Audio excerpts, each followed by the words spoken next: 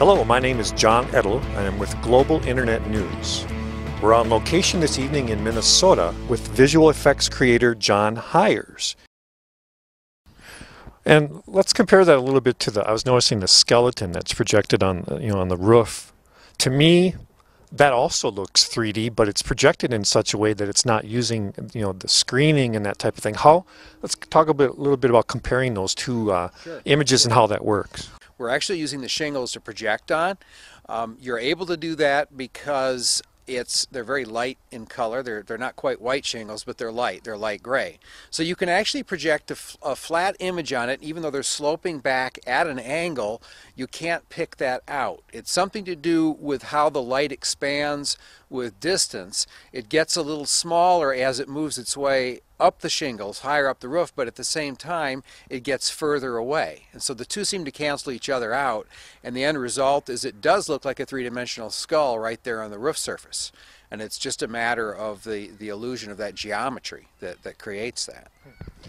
Now, is that image, in terms of the projection distance for that external, the skull image there, is that projected from a longer or closer distance than, say, the ghoul here in the internal image? It's a further distance, yeah. It's probably about 25 feet away, whereas the guy here, the ghoul here, he's only about 8 feet. It's projected from 8 feet behind the window. Okay. And so in terms of getting back a little bit to the projection equipment again, is there any special adaptation that needs to be done to accommodate distance, or is that pretty much a stock type thing? Oh, there can be, because all projectors have a different focus or a different zoom setting and how fast the beam expands to fill a certain given size image.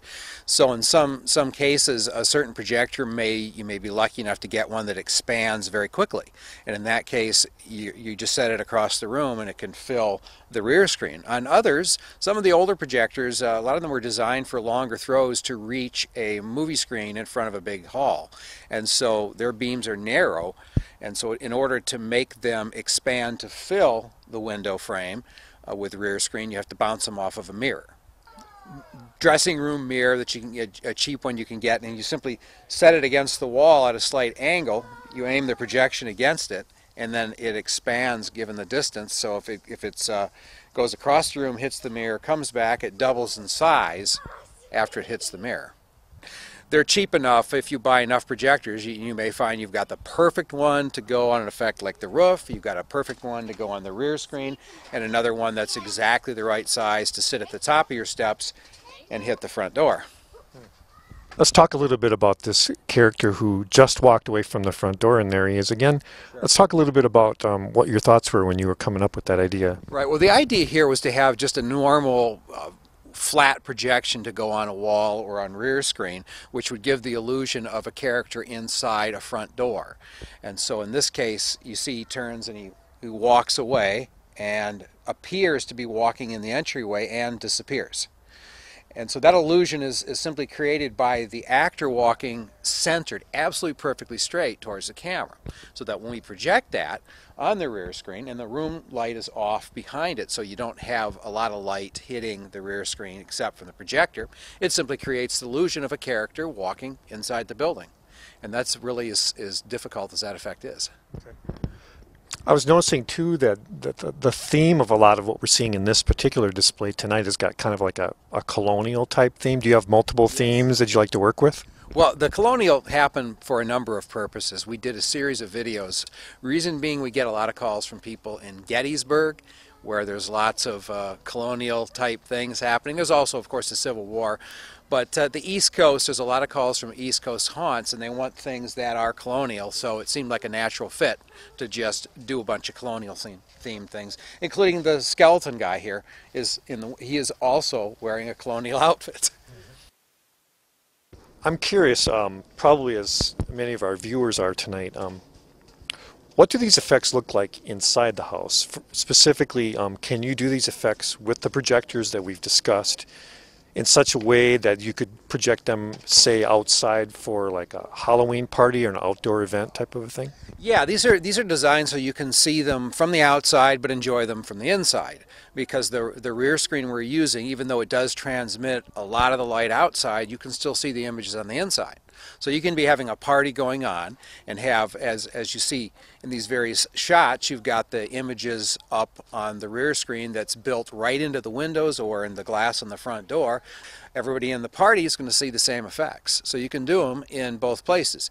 The big thing is that you got to watch not having a whole lot of extra light on. So if you're doing a candlelit Halloween party or a dimly lit spooky Halloween party, it's absolutely perfect. And then the multiple projectors being used, like in my own house, adds almost enough light to see by themselves.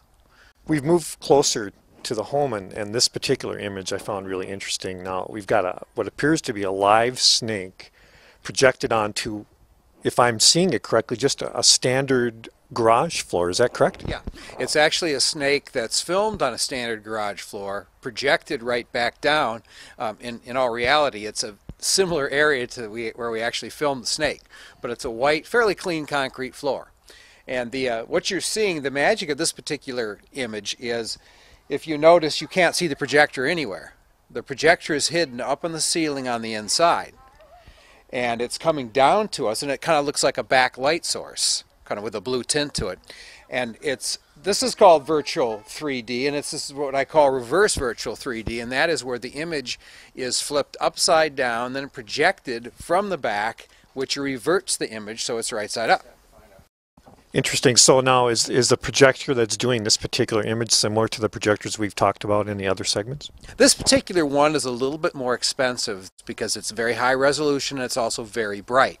So the output brightness is 3,500 lumens, and it's a high definition compatible projector. It's playing back a normal DVD, but the increased quality and increased brightness allows for the image of the snake to look so realistic that people are actually freaked out by it because they think it's really there on the floor. Yeah, we've had that reaction from a few people that have come by tonight, and I was noticing one thing I was noticing too is the size of the snake. Is this pretty much a true-to-life size, or is that, part of the effect is the magnification of the size of the snake? Or? No, this is actually life-size size of the snake. It was around a 9-10 foot long snake when we filmed it. So here we're seeing the snake just appear literally from nowhere, which I find really interesting. Let's talk a little bit of how that works in terms of when you shoot that and how you create that illusion. We can't get the snake to crawl into the shot where we want it, so we had to literally have the handler place the snake in the center and somewhere near the center, and then we start filming, and that's the clip we use.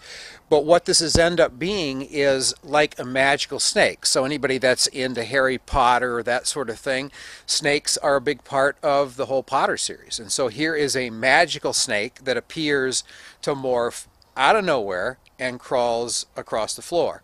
And so that's the byproduct of this, is it's a magical element using a morph feature of editing software to make it appear. And then it's simply the magic snake. I'm noticing a little bit of shadowing now as we're watching the snake go across too. Is that part of with the lighting, how you lit the shot when you actually filmed it or created it?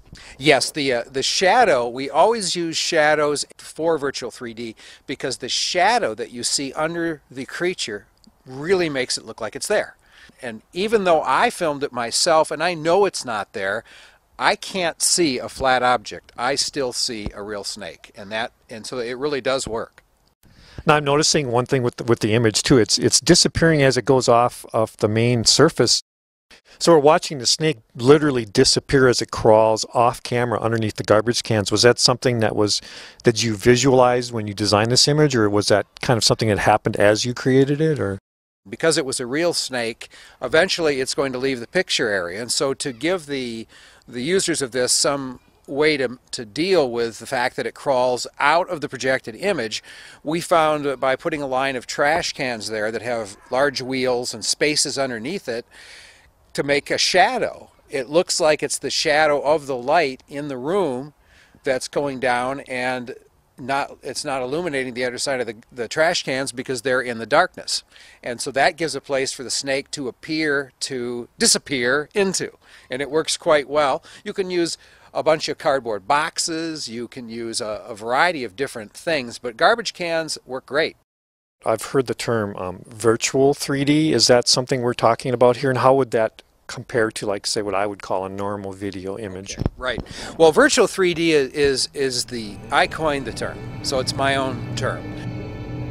But what virtual 3D is, in my own mind and my own creation, is specifically video for horizontal surfaces. So it's video projection effects for horizontal surfaces, such as the snake, and also this grave ghoul that apparently crawls out of the hole in the ground, moves the gravestone out of the way, crawls out and across the ground. Virtual 3D is the impression of 3D on a flat surface. And so that could be a giant creature crawling on a full-size pond or lake, or on a field, or on a large cement floor area, or also on the ceiling. That out